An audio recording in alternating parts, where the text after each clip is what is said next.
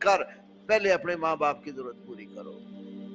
ہم اپنی بیگمات کے نخرے تو اٹھا لیتے ہیں، اولاد کی ضرورتیں سے مقدم رکھتے ہیں اور ماں باپ کا کوئی دھیان نہیں کرتے. جتنا ماں باپ کا خیال کرو گے، یاد رکھو ماں باپ کی دعائیں بڑی رنگ لاتی ہیں، اتنا زیادہ آدمی کو اللہ نوازتا ہے.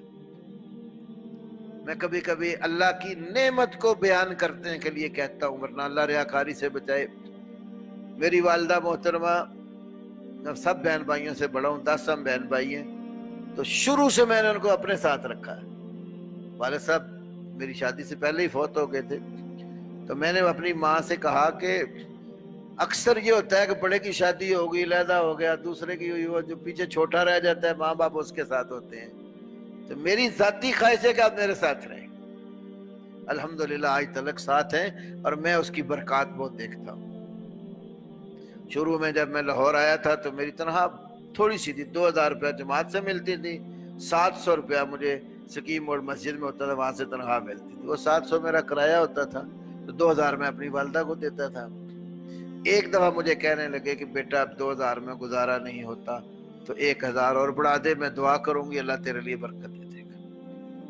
تو میں نے سوچا چلو میں ساتھ کوئی اور کام کاج کر لوں گا، ہنر اللہ نے مجھے کئی دیے ہوئے ہیں، تو میں ساتھ اور کام کروں گا.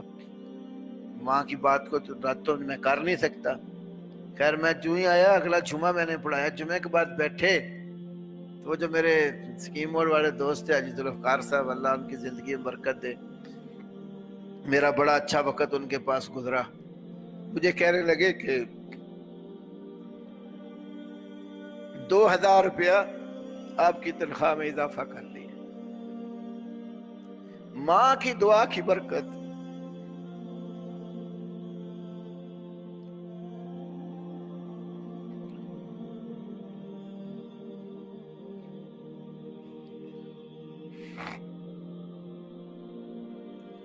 اللہ ہمیں ماں باپ کی خدمت کی توفیق دے. 1000 مانگا، ماں کی دعا نے اللہ کے ہاں قبولیت پائی، ڈبل اللہ نے دیا. کبھی بھی ماں باپ کو تکلیف نہ دو.